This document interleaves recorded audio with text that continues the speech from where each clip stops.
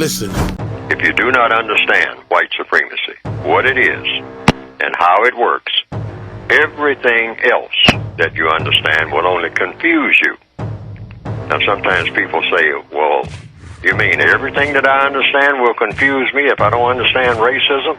Yes, because racism is the dominant political and religious motivating force among the people of the planet in all 9 areas of activity: economics, education, entertainment, labor, law, politics, religion, sex, and war. That covers just about everything that any person, minute by minute, might be doing or engaged in any time of day or night, anywhere on the planet. Constructive conversation.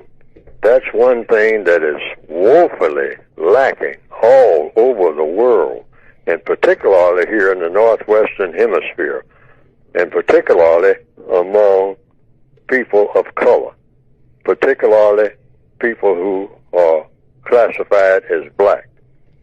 Constructive conversation is woefully, painfully lacking all day long.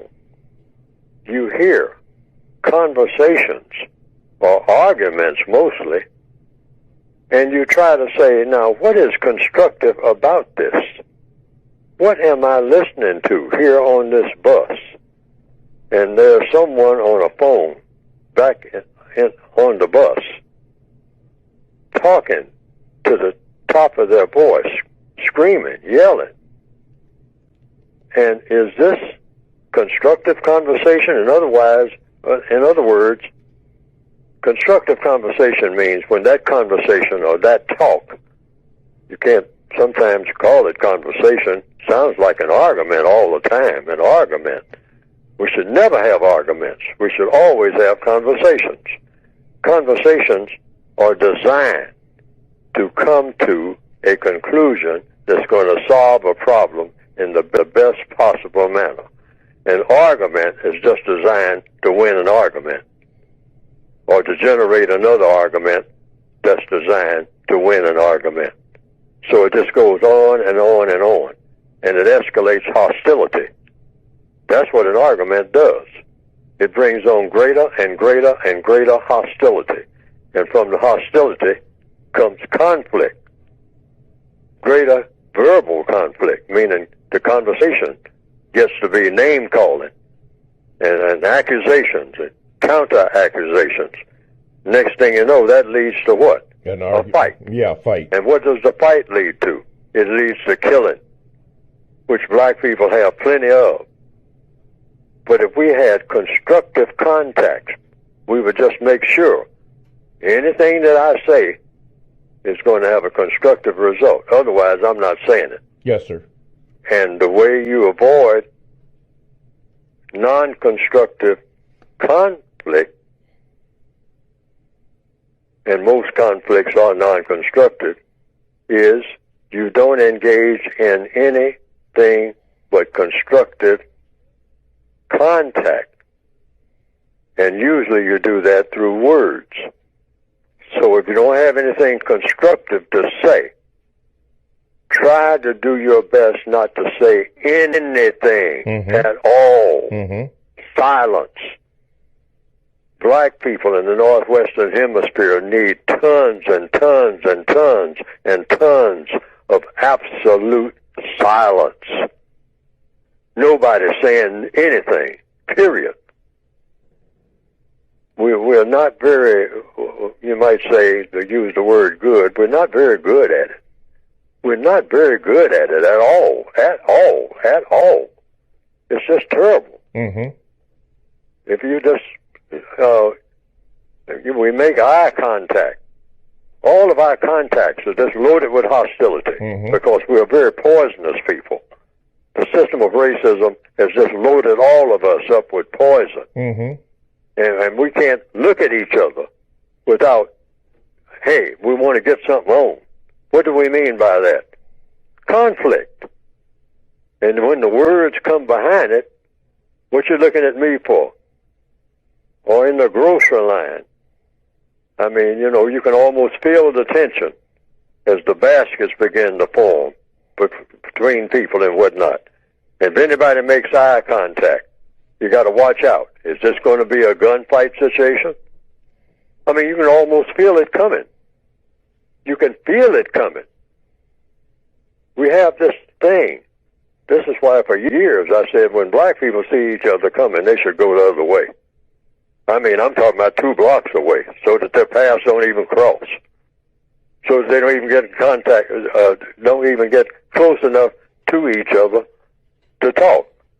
Well, when I first started saying that back in the 1990s, people would laugh, but at the same time, it was nervous laughter. Because many people said, that's kind of true of us.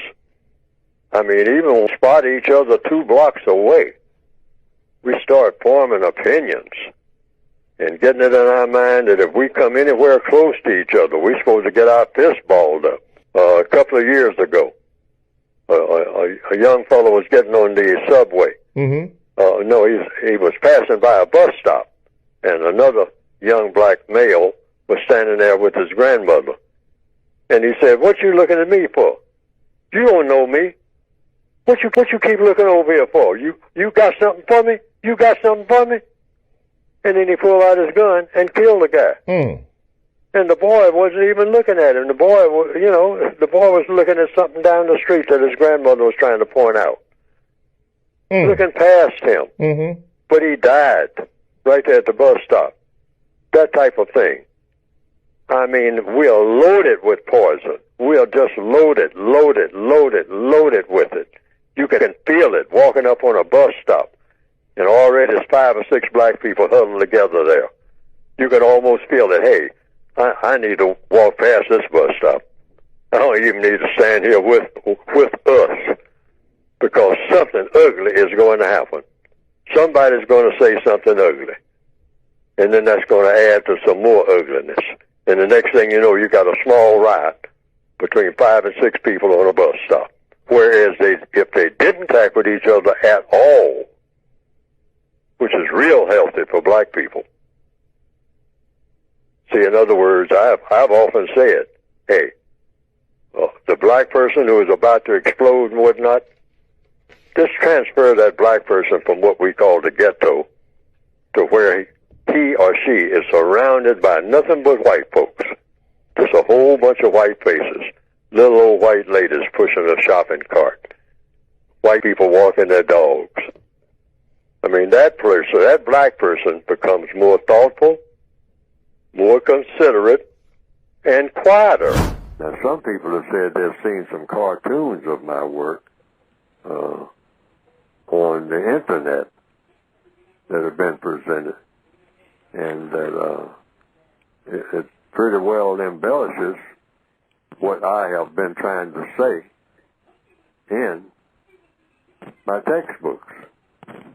And to the extent that it does that, well, that has been, from what I understand, some people reported to me, a plus. Because they didn't understand what I had written very well, but when they saw those cartoons that just repeated what I was saying and attaching my name to it, and came right out of the book, the material did, they say that they better understood it. And I can understand that, because people are kind of visual, particularly in the year 2021 now, more visual than ever.